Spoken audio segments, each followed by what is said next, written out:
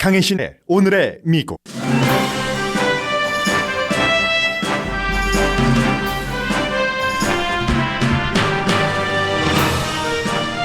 시민권자나 영주권자라도 외국을 방문하고 입국할 때 코로나 바이러스에 걸렸다고 의심되면 입국을 금지하는 안을 행정부가 검토 중인 것으로 알려졌습니다. 트럼프 대통령이 대학 풋볼 경기가 열려야 한다고 주장하면서 그 이유는 코로나 바이러스는 나이 든 사람만을 공격하기 때문이라고 말했습니다. 스포츠 경기장이 투표장이 돼가고 있습니다. 블라디미르 푸틴 러시아 대통령이 러시아가 최초로 코로나 바이러스 백신 개발에 성공했다고 승리 선언을 했지만 거의 모든 전문가들은 믿지 않습니다. 연구 데이터도 발표하지 않았고 심지어 3단계 임상실험을 거치지 않았다고 푸틴 스스로가 밝혔기 때문입니다. 바이든 민주당 대선 후보는 빠르면 수요일인 내일 부통령 후보를 발표할 수도 있고 민주당 전당대회 연설자가 공개됐습니다. 오바마와 클린턴 전 대통령과 미셸 오바마, 힐러리 클린턴은 물론 진보적인 초선 의원 알렉산더 오카시오 콜테스, 부통령 후보인 카멜라 해리스도 연설합니다. 그런데 수잔 라이스 전 유엔 대사는 연설자 리스트에 없습니다. 트럼프 대통령의 실업수당에 대한 행정명령은 게빈 뉴섬 캘리포니아 주지사를 포함한 민주당 주지사는 물론 공화당 주지사까지 반대합니다. 연방재해청에서 일부를 지원하고 일부는 주정부에서 부담해야 하기 때문입니다. 결국 새로운 기금을 마련하는 것은 오직 의회에서만 할 수 있는 일이라는 것을 확인하는 과정입니다. 이번 주에 행정부는 오일 회사와 가스 회사가 자사가 방출하는 메탄을 다시 수거하지 않아도 되는 환경 규제 완화안을 발표합니다. 그런데 일부 큰 오일 회사와 가스 회사는 규제 완화에 반대합니다. 인종차별 반대 시위 이후 미시시피주는 주기에서 남북은 연합기를 빼기로 결정하고 응모 중입니다. 엘비스 프레슬리는 탈락됐고 모기, 사람을 모는 모기는 합격한 채 현재 147개 디자인으로 좁혀졌습니다. 옐로우스톤을 비롯한 미국 국립공원의 여행객은 최근 지난해 같은 기간에 비해서 많습니다.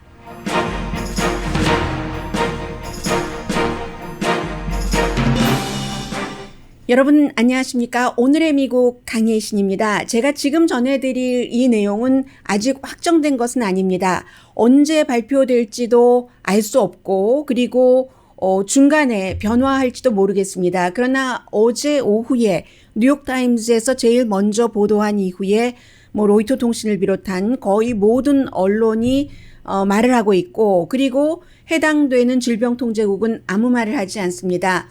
코리안 아메리칸들에게 많이 관련이 있을 수가 있습니다. 지금 대학교가 개강을 하더라도 온라인으로만 수업을 한다고 발표를 했기 때문에 대학생들 가운데서 그렇다면 한국 가서 공부하지 하고 몇 개월 동안 한국에서 살기 위해서 비행기표를 이미 예약을 해놓은 그런 대학생들도 있을 텐데 지금 뉴욕타임즈가 보도하고 있는 바에 따르면 연방 에이전시들이 기본적으로는 미국의 남부와 북부 국경에 해당되는 것이지만 국경뿐만이 아니라 모든 공항에서도 미국인, 시민권자, 영주권자라도 해외에 나갔다가 미국으로 입국할 때 그 입국을 심사하는 과정에서 관계자가 코로나 바이러스에 걸린 것 같다 하고 의심을 하면 입국을 금지할 수 있는 권한을 주는 것을 지금 검토하고 있다는 겁니다. 그래서 뉴욕타임즈에 따르면 어제까지 관련된 부처에서 전부 백악관에게 자신들의 의견도 될 수 있겠고 피드백이 될 수 있겠죠. 이 안이기 때문에 그러한 것을 제출을 했었어야지만 됐다고 보도를 하고 있거든요. 지금까지는 미국에서 이볼라라든가 많은 전염병이 있었을 때도 해외에 나갔다가 미국인이 입국을 하지 못하도록 금지한 일은 없었습니다. 당연히 이제 이게 만약에 행정명령으로 또 발동이 되고 시행이 되고 하면 시행이 되기 전에 이미 소송이 시작이 될 만한 그 정도의 아주 논란이 있는 이슈입니다. 그래서 뭐 예를 들어서 티juana 같은 경우는 멕시코요. 지금 그 확진자가 많이 늘어나고 있으니까 충분히 뭐 이해를 할 만도 하다라고 할 수도 있지만 이게 공항까지 다 그 연결이 된다는 것이기 때문에 그리고 이제 미국 법에서 시민권자와 영주권자가 해외 나갔다가 들어오는데 그러한 이유가 있다 하더라도 막을 수 있는가 때문에 굉장히 이슈가 될 테고요. 물론 미국에서 외국인들 그 출입 금지, 입국 금지는 많이 시켰습니다. 뭐 유럽 사람들, 중국에서 오는 사람들 뭐 많이 시켰습니다만은 시민권자와 영주권자 자체를 막지는 않았는데 그래서 이제 이게 문제가 되고 역시 이것도 건강과 보건만을 생각했다기보다는 지금까지 지난 3년 반 이상 동안 트럼프 행정부가 계속 그 강조를 해왔었던 이민에 대해서 그 강경한 정책의 일부이고요. 그래서 이번에 이 안도 역시 백악관의 스티브 밀러라는 대통령을 그 자문하고 있는 캘리포니아에서 간 그 30대의 이 그 젊은 그 대통령 자문이 이것을 그 설계한 것으로 알려졌습니다.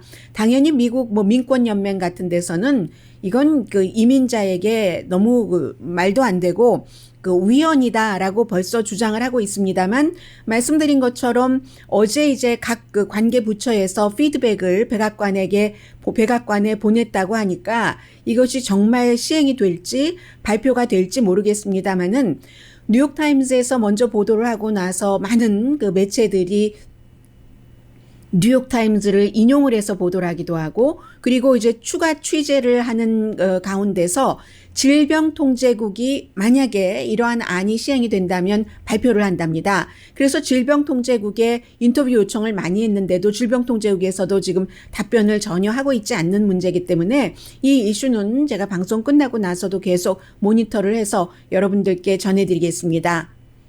그리고 이제 오늘 아침에는 대통령이 그 팍스 뉴스죠. 채널 자체는 인터뷰에서 대학 끝 풋볼 가을에 시작이 돼야지 된다라고 얘기를 했거든요. 그런데 그 이유에 대해서 코로나 바이러스는 old people만을 공격한다. just attacked old people이라고 얘기를 했습니다. 특별히 그 나이 든 사람 가운데서도 어떠한 그 건강에 문제가 있는 사람만을 공격을 한다. 심장이라든가 당뇨병을 앓고 있는다던가 이런 사람만을 공격을 하기 때문에 풋볼 선수들은 굉장히 젊고 강한 사람들이다. You are not going to see people dying. 그 풋볼 선수들이 그 풋볼 한다고 절대로 죽지 않는다. 이런 얘기를 대통령이 했거든요. 그런데 사실은 뭐 꼭 젊은 사람들이 예를 들어서 감염돼서 집에 가서 다른 사람에게 옮기고 이것도 문제지만 이것이 1차인지 아니면 본인이 감염되는 게 1차인지 그 감염률이 젊은 사람들이 낮고 그리고 또 회복률이 높기 때문에 어느 게 먼저라고 말씀드릴 수는 없습니다만 지금까지 이렇게 시간이 지나면서 대통령이 얘기하는 그렇게 젊고 그렇게 강한 이런 그 선수들도 스포츠 선수들도 코로나 바이러스에 걸려서 어떤 선수는 거뜬하게 일어나지만 어떤 선수는 맥을 못 추는 선수들도 있거든요. 그렇기 때문에 이제 메이저리그 야구도 하기는 하지만 좀 뭔가를 그렇게 좀 수정을 해서 하잖아요. 그리고 많은 그 유니버시티 오브 커네디컷도 뭐 대학 스포츠 중단한다던가 이런 일들을 내리는 것이 괜히 그런 것이 아닌데 뭐 NCAA도 그 5 컨퍼런스 지금 연기했잖아요. 연기했고 그리고 그 누구죠? 그 보스턴 레드삭스 네, 보스턴 레드삭스의 그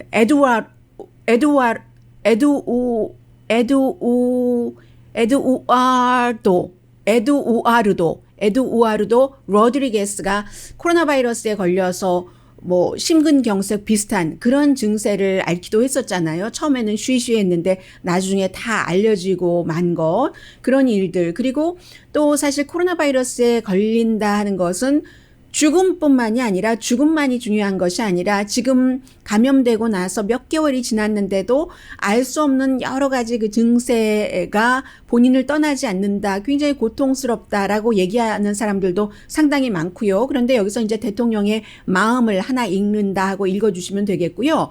그에 비해서 지금 미국의 스포츠 선수들이 특히 이제 아프리칸 아메리칸 스포츠 선수들이 르브론 제임스를 포함을 해서 주축이 돼서 스포츠 경기장이 지금 항상 라이브로 보던 것을 이렇게 녹화를 해서 테이핑해서 본다던가 이런 형태잖아요. 그리고 아예 경기가 열리지 않고 하기 때문에 이 경기장을 11월 투표장으로 써야지 된다 하는 지금 무브먼트를 하고 있거든요. More Than Vote라는 그 단체를 만들어서 르브론 제임스뿐만이 아니라 뭐 패트릭 머홈스라든가 아니면 그 밖에 여러 선수들뿐만이 아니라 주 정부의 총무처 장관이라든가 정부 전현직 관계자들이라든가 이런 사람들이 함께 모여서 왜냐하면 그 스포츠 경기장이 크잖아요. 크고 뻥 뚫려 있고 하니까 거리 두기가 굉장히 좋다라고 얘기를 하면서 아예 오피니언까지 썼습니다. 스포츠를 많이 다루는 그런 그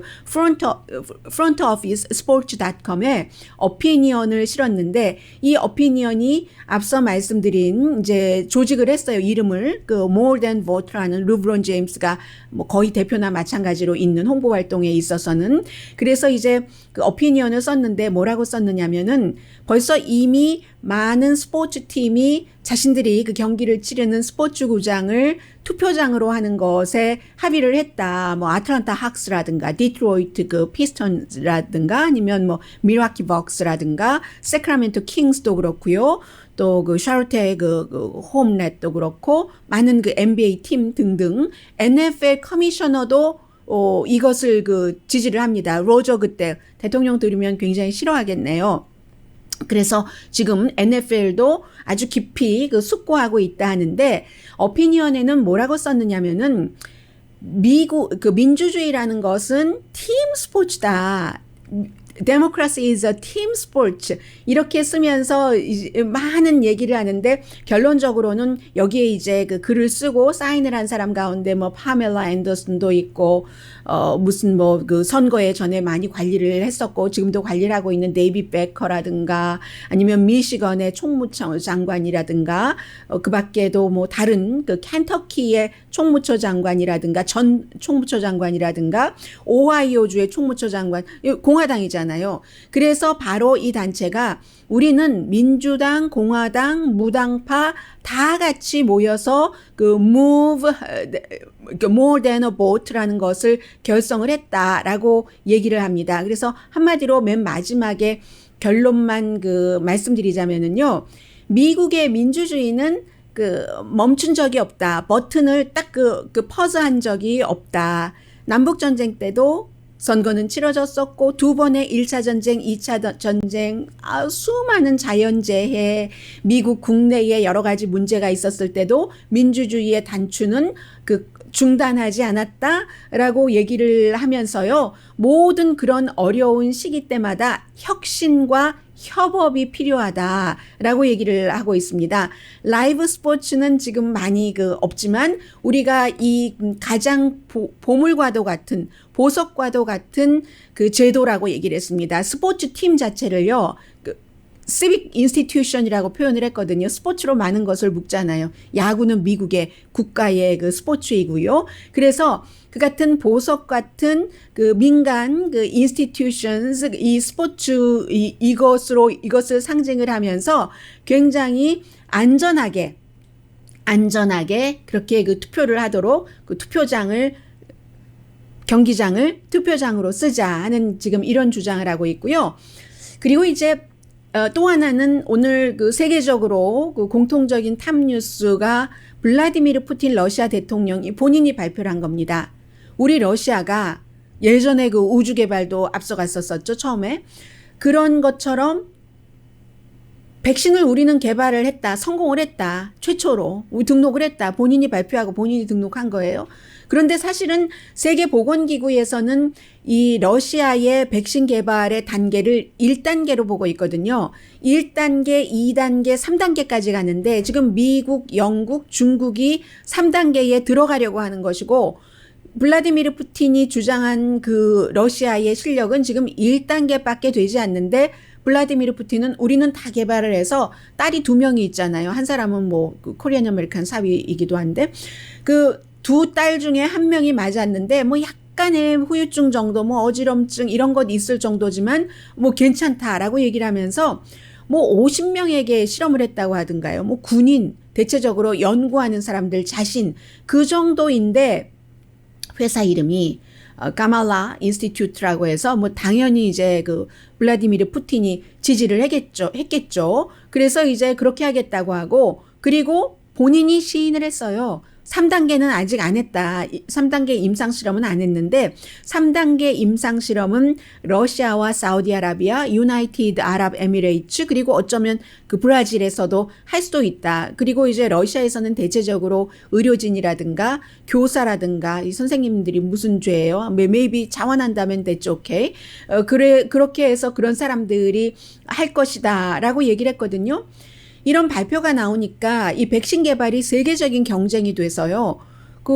다른 나라에서 잘 믿지는 않습니다. 경쟁이기 때문에 믿지 않는 게 아니라 러시아라는 나라를 믿지 않는 거죠. 블라디미르 푸틴이라는 사람을 믿지 않고 그러면 블라디미르 푸틴이 우리 러시아가 제일 먼저 백신을 개발을 했어라고 발표를 하려면은 자료를 내놔야 되잖아요. 그런데 자료가 없습니다. 그 구체적인 과학적인 근거가 없고요. 그리고 세 번째 단계를 거치지 않았고 그러면 이게 어떤 형태로 러시아뿐만이 아니라 다른 나라에도 부정적인 영향을 미치냐 하면은 뭐 사이드 이펙트가 위험하다 이런 건 이제 러시아 사람들에게 해당되는 것이고 백신 자체에 대해서 신뢰를 하지 않는다는 거죠. 미국에서도 마찬가지로 트럼프 백신이라고 부르고 있는데 지금 일부 사람들은 대통령이 백신을 간절히 원하기 때문에 선거 직전에 나오게 하기 위해서 너무 많은 국가의 돈을 지원을 하면서 여러 회사에서 백신 개발을 하도록 하고 있다 해서 트럼프 백신이라고 불리고 있는데 심지어는 미국에서도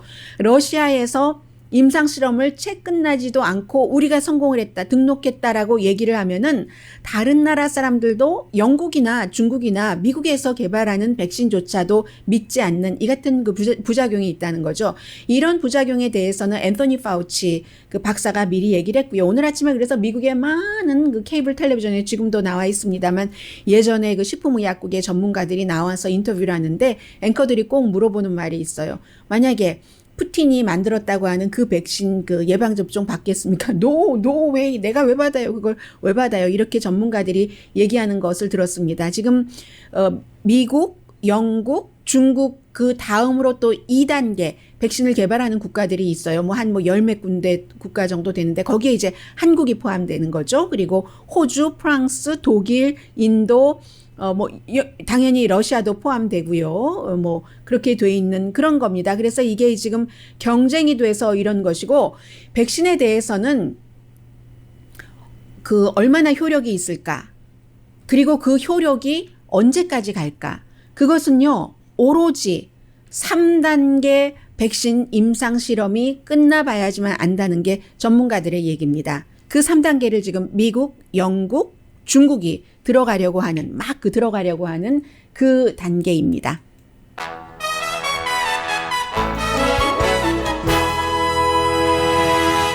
잠시 뒤에는 이제 좀 전에 나온 그 민주당의 전당대회 리스트 누가 연설할지를 쭉 제가 봤거든요. 수십 명 되던데 이 리스트 아무런 설명 없는 리스트만 보더라도 지금 그 민주당의 여러 가지를 읽을 수 있게 합니다. 그리고 카밀라 해리스는 있어요. 부통령이 연설을 하는 나흘이잖아요. 나흘 가운데 세 번째 날 들어있는데 카밀라 해리스하고 그날의 하이라이트가 버락 오바마인데 여기 보니까 수잔 라이스 전 유엔 대사가 없거든요. 그러면 수잔 라이스 전 유엔 대사가 부통령 후보라는 것인가? 바뀔 수도 있어요. 카밀라 해리스가 maybe 부통령 후보기 때문에 그때 연설을 하고 수잔 라이스가 안 하는 것일 수도 있고요. 잠시 뒤에 좀 전해드리겠습니다. 원래는 사실은 부통령 후보가 미국 대선에서 미치는 영향이 그렇게 많지는 않습니다. 분위기 조성은 하는데 실제로 표까지 가져오는 데는 그다지 많지는 않은데 올해는 그 조 바이든의 여러 가지 그 상황 때문에 주목을 받는 그런 때가 됐고요. 그리고 또 참 미국에서 우체국이 이렇게 주목받는 때가 있다니요. 잠시 뒤에 전해드리겠습니다. 라디오 서울 방송 오늘의 미국 듣고 계십니다. 네, 보통 이제 그 미국에서 부통령 후보가 민주당이든 공화당이든 그 대통령이 되는데 그 표에 영향을 미치는 게 이코노미스트에서 아주 그 오랜 동안 미국의 그 선거를 쭉 팔로우업을 해봤더니 공화당이건 민주당이건 약 1.5% 정도 된다는 거거든요. 물론 1.5%도 막상막하일 때는 큰 영향을 줄 수 있습니다만 1976년부터 2016년까지 쭉 조사를 해봤더니 그렇다는 겁니다. 부통령 후보는 이제 주로 그 부통령 후보의 출신 주에서 표를 가져올 수 있는 것. 그게 이제 첫 번째 뭐 가장 중요하다고도 볼 수 있고, 그리고 두 번째는 얼마나 부통령을 잘할 것인가. 그래서 어떤 때는 부통령을 잘할 것인가, 그 표를 얼만큼 가지고 올 것인가, 그것은 이제 그 해의 선거 상황에 따라서 결정이 되겠죠. 그리고 세 번째, 올해는 그 조 바이든 후보가 나이가 많기 때문에 그래서 대통령이 되고 나서도 이게 부통령이 만일의 사태에 일을 많이 해야지 될 수도 있고 대통령 역할을 해야지 될 수 있는 상황도 올 수도 있다는 것까지 그 세 가지를 다 점검을 해야지 되는데 첫 번째 출신 주는요 별로 영향을 못 미쳐요. 지금 이제 가장 두 사람을 보자면 물론 전혀 다른 사람이 될 수도 있지만 카멜라 해리스와 수잔 라이스를 보자면 카멜라 해리스는 캘리포니아주에서 태어났고 오클랜드에서 태어났잖아요. 하니까 캘리포니아주는 원래 그 블루 스테이트죠. 그 자마이카, 인도계 엄마 아빠 사이에서 뭐 엄마도 아빠도 엄마는 뭐 암 그 전문 과학자고 아빠는 그 대학교 교수고 스탠포드인가 그럴 겁니다. 그랬을 겁니다. 그리고 그러니까는 그 지역별로 영향 못 미치죠. 수잔 라이스 같은 경우도 워싱턴 DC에서 태어났거든요. 수잔 라이스도 그 수잔 라이스의 전 유엔 대사예요. 오바마 시절에 국가안보보좌관도 했고 수잔 라이스의 어머니도 캘 그랜트 있죠. 대학생들 그 학자 그 무상용자 캘 그랜트 시스템을 설계한 사람이에요. 수잔 라이스의 엄마가 아빠도 이제 대학 교수고 경제학 교수가 그럴 겁니다.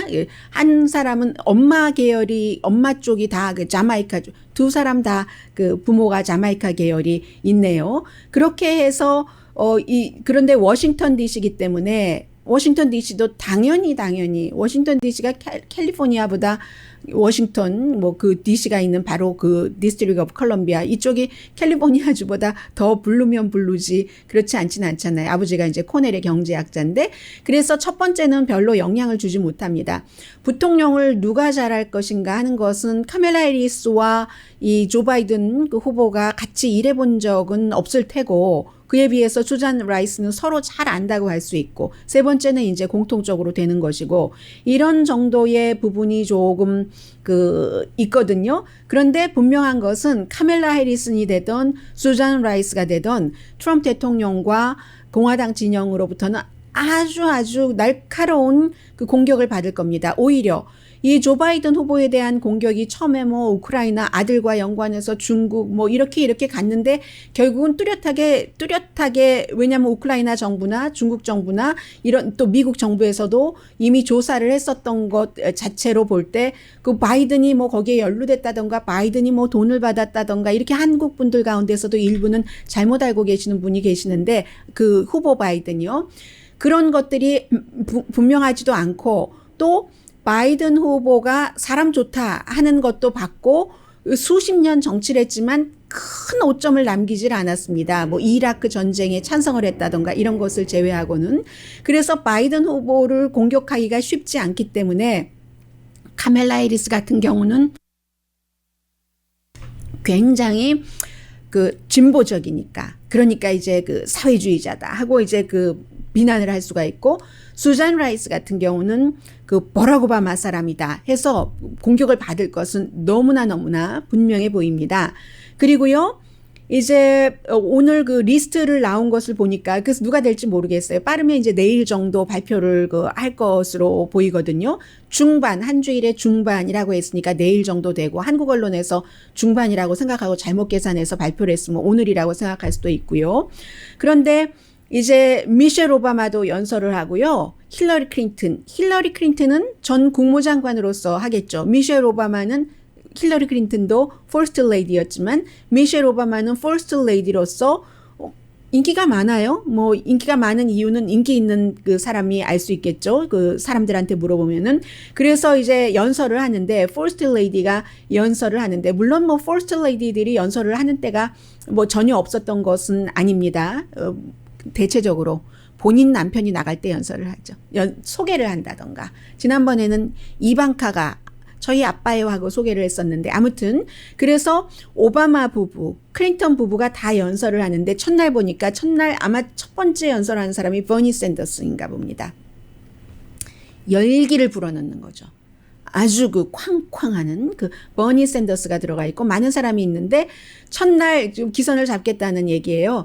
앤드류 쿠오모 아직까지 이 코로나 바이러스로 굉장히 인기가 있으니까 뉴욕 주지사 다른 사람들도 있지만 그리고는 이제 안배를 해야 되잖아요. 사우스캐롤라이나는 이제 아프리칸 아메리칸들이 많고 사우스캐롤라이나에서 조 바이든이 확 그 승기를 잡아서 버니 샌더스를 눌렀잖아요. 그래서 사우스캐롤라이나의 하원 의원 짐 클라이번이 나오고 그 밖에도 뭐 많습니다. 덕 존스가 좀 위험해요. 이번에 알라바마주의 상원 의원 첫날이고 에이미 클로바샤 미네소타 같이 경쟁했었던 예비선거에서 상원 의원 그리고 미셸 오바마가 맨 마지막 첫 번째하고 마지막이 중요하잖아요. 그리고 이제 중간쯤에 또 바람잡이 연설 잘하는 사람 한 사람 넣고 하는데 그 첫날 마지막이 미셸 오바마가 되고 그런데 현장에서 다 하진 않을 거예요. 다 인터넷상으로 온라인상으로 많이 할 텐데 화요일에는 여기서 이제 그 공화당을 공격하는 공화당에 대해서 나쁜 증언을 했다고 뭐 자리를 뺏겼다거나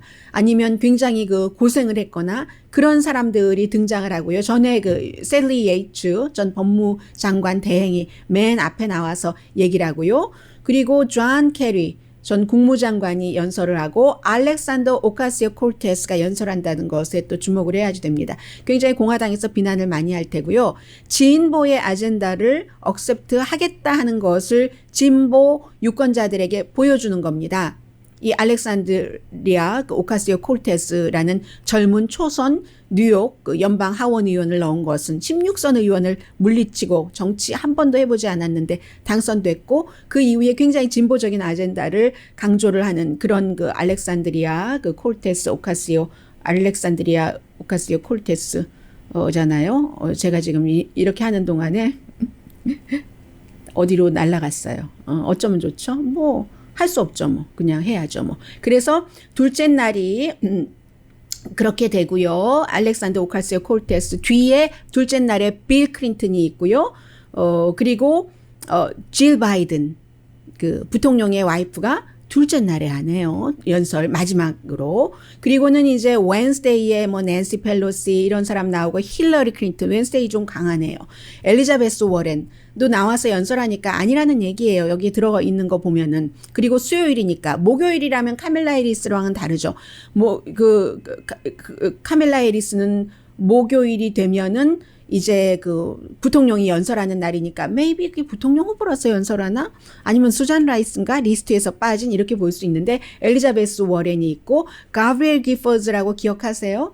그 오바마 대통령 당시에 애리조나주의 정치인이었는데 선거 유세 지역구 주민들과 만나다가 슈퍼마켓에서 총에 맞아서 그 젊고 찬란하고 남편은 우주인이잖아요.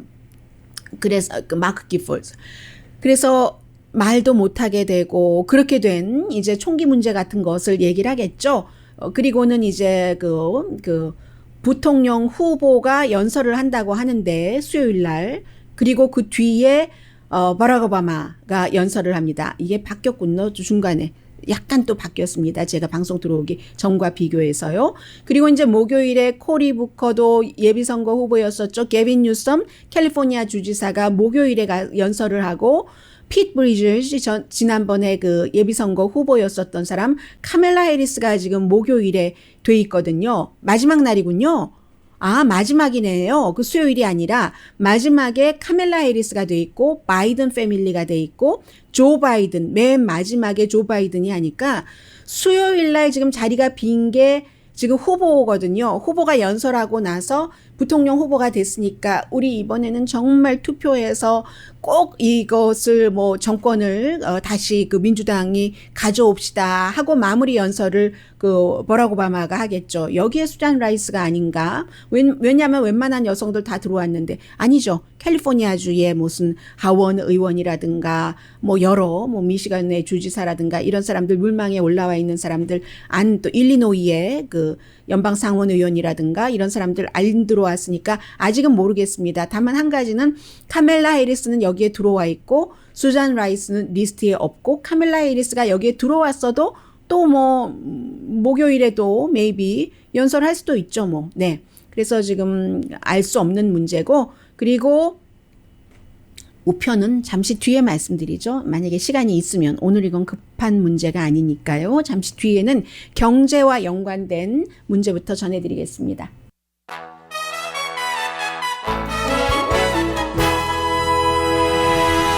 라디오 서울 방송 오늘의 미국 듣고 계십니다. 어제 그 대통령이 기자회견할 때 그 경호원이 그 기자회견실에 와서 무슨 일이 있습니다. 나가야지 됩니다. 하니까 대통령이 뭐라고요? 하다가 같이 이렇게 나가는 그런 모습이 있었죠. 그리고 그때 이제 한참 나스닥이 기록을 경신했고 나스닥이 이제 그런 얘기를 할 때였습니다. 그리고 이제 10분 뒤에 들어와서 대통령이 한 얘기가 지금 거의 뭐 전부예요. 백악관 근처에서 그 누군가가 무기가 있는 것처럼 하고 이 유니폼을 입은 그런 그 경비대에 다가와서 총을 쏠 수도 있는 그런 모션을 보였기 때문에 그의 그 상체에다가 총을 쐈다 해서 지금 병원에서 상태는 좀 심각한 것 같아요. 병원에 그 용의자는 입원한 상태입니다. 그리고 백악관은 뭐 전혀 아무런 그 이상 없었고요. 그렇게 되니까 이제 기자들이 수근수근 하잖아요. 조금 이렇게 뒤에까지 보여줬는데 딱 대통령은 밖으로 나가고 기자실 문을 닫더군요. 닫고 그 기자들은 다 그 안에 갇혀 있었습니다. 만일의 사태에 그 어떻게 될지 모르니까. 그리고 나서 10분쯤 뒤에 대통령이 들어와서 아무 일도 없었다. 뭐 fantastic job 뭐 경비 이런 사람들 했고 그 용의자가 어제 왜 그렇게 했는지 그 자세한 내용까지는 아직 그 확인이 되지 않고 있어요. 그런 일이 있었고 그리고 이제 어제 뭐 그 동부 시간으로 한 5시 조금 넘어서 있었던 일입니다. 그리고는 지금 그 어제 이미 말씀을 드렸습니다마는 트럼프 대통령의 이번 그 행정명령은 실제로 그 많은 미국인들에게 어떤 그 영향을 그 미치기는 좀 그 힘든 것이 당연하죠. 게빈 뉴섬 주지사가 우리 그렇게 못해라고 얘기를 하지만 게빈 뉴섬 주지사만 그런 게 아니에요. 대통령이 특히 한 가지 어제는 이제 이빅션에 대해서 말씀을 드렸고 이빅션도 주정부에서 또 다 뭔가를 배려해야 되거든요. 이제 실업수당을 $600에서 $400로 줄여서 주기로 한다. 이 부분도요. 지금 그 공식적으로 어떻게 돼 있냐면 주 정부가 25%를 거기에 얹어야지 된다. $400를 만들려면. 그래서 게빈 뉴섬 주지사가 얘기한 $100씩 그 실업수당 받고 있는 사람들에게 연방을 위해서 $100씩 우리 그렇게 할 수 없다라고 얘기를 하고 있는 것이고 그 대통령은 이것저것 4가지를 하면서 어떤 것은 기금을 국토안보부에서 가지고 오고 재무부에서 무슨 뭐 그러니까 긴급 자금을 쓰는 거예요. 연방재해청에서 $4,400만 끌어와서 이리저리 해서 본인의 그 행정명령의 돈을 이 정도 해서 이렇게 하겠다는 건데 연방재해청에서 $4,400만 쓰면은 연방재해청의 기금이 한 그 5주일에서 6주일 있으면 하나도 없게 된다는 그런 얘기입니다. 연방재해청은 재해가 났을 때 뭔가를 지원하는 부서잖아요. 그러니까 무슨 뭐 허리케인이 다가오는 그런 주들에서 당연히 그 좋아할 리가 없죠. 캘리포니아 주처럼 그 민주당 주지사뿐만이 아니라 그래서 제가 공화당 주지사도 여기에 그다지 좋아하지 않는다라고 말씀을 그 드리는 겁니다. 노스캐롤라이나 같은 경우 허리케인이 이제 조금 있으면 다가올 텐데 연방재해청 돈 하나도 없이 이렇게 하고 나면 좋다고 하겠어요. 좋다고 안 하죠. 그래서 많은 주지사들도 지금 이건 아니다. 도대체 대통령이 심각하게 생각을 하고 한 것인가 아니면 그냥 던져본 것인가 여기에 대해서 밝혀라 라고 얘기를 하고 있습니다. 그리고는 이제 또 하나는 한다 하면서 대통령은 꼭 해요. 본인이 그 하려고 했었던 많은 일을 할 수 있으면. 그런데 하지 못하는 경우도 많죠. 왜냐하면은 그 법원이라는 장벽에 부딪히기 때문에 지금 연방환경청에서 금요일 안에, 오늘이 이제 화요일입니다. 그 규제를 좀 완화하는 거예요. 석탄이라든가 오일 업계들이 본인들이 메탄을 내보내면은 지금까지 어떻게 돼 있냐면 그것을 내보내는 것을 거른다던가 아니면 어느 정도까지만 내보내야지 된다던가, 그리고 또 메탄이 새어나가지 내보내는 것도 아닌데지만 새어나가지 않도록 처음부터 완전히 그 단속을 하는 것. 그런데도 새어나갔을 때 어떻게 하느냐. 여기까지 가는데 지금은 아예 그 메탄이 새어나가는 것을 딱 그 고치는 그런 그 시스템을 만들지 않아도 된다. 인스톨 시스템, 그 시스템 자체를 인스톨을 하지 않아도 된다라고 발표를 한다는 겁니다. 모든 파이프라인, 뭐 그런 또 시설에도 마찬가지고요.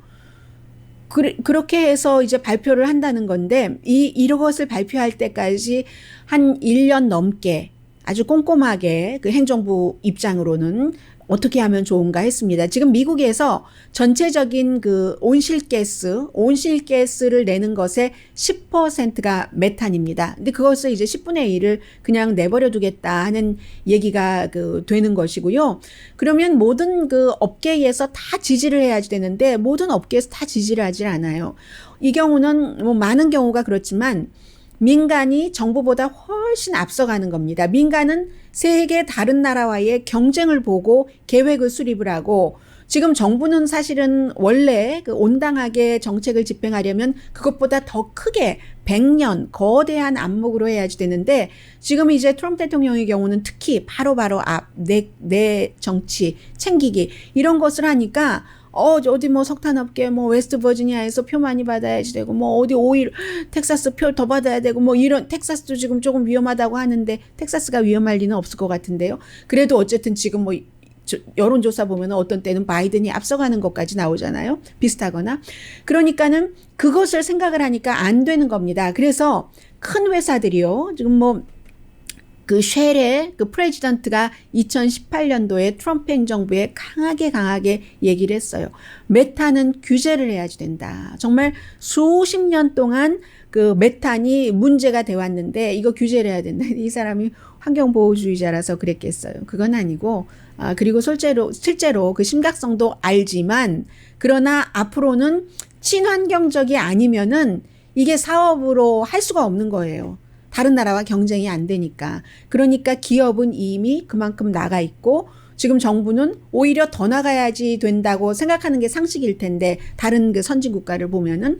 그런데 이걸 뒤로 돌리겠다는 겁니다. 규제해오던 것을 규제를 막겠다. 이게 똑같죠. 자동차 연비를 높여라.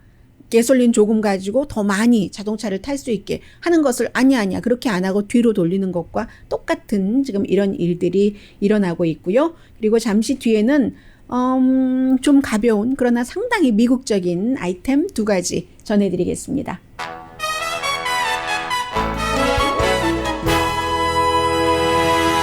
라디오 서울 방송 오늘의 미국 듣고 계십니다. 미시시피주에서 이제 그 조지 플로이드라는 그 미네소타주에서 경관에 의해서 목졸림 당해서 살해된 그 사건이 있은 뒤에 미시시피주가 미국에서 그 길을 이 이유로 바꾸게 된 마지막 주가 됐는데, 남부연합기 상징이 미시시피주의 기에는 들어가 있었는데 그것을 빼기로 하고 이제 사람들에게 공모를 했더니 한 3,000명이 디자인을 가지고 왔어요. 그래서 2가지를 딱 그 조건으로 걸었는데, 하나는 남부연합기를 빼는 것이고, 그런데 또 하나는 God이 들어가야지 된다. 뭐 in God we trust가 들어가야지 된다 하는 것이었어요. 그래서 너무 많으니까 하다 보니까 주지사가 이제 9명을 임명을 해서 커미션을 만들어서 했는데, 유명한 사람을 빼기로 하니까 엘비스 프레슬리도 빼졌고 음식도 빼기로 했고요. 그런데도 어떠한 연유에서인지 모기는 들어갔대요. 지금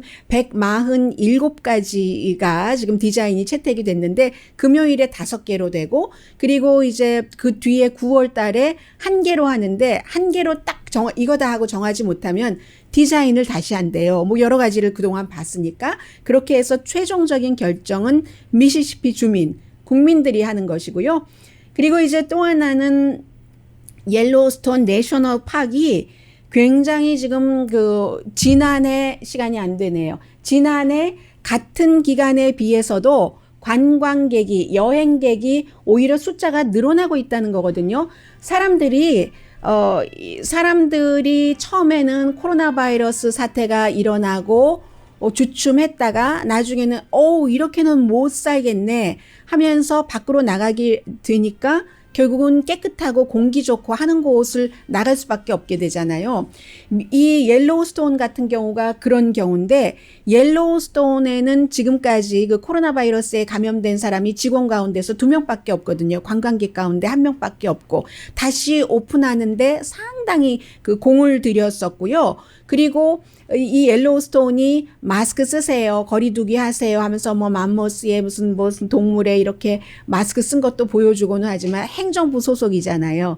그렇기 때문에 그 마스크와 거리두기가 의무화는 아니지만 자연인데요. 뭐 자연이니까 이제 더 낫겠죠. 사람들 많이 간다고 하고요. 강혜신이었습니다.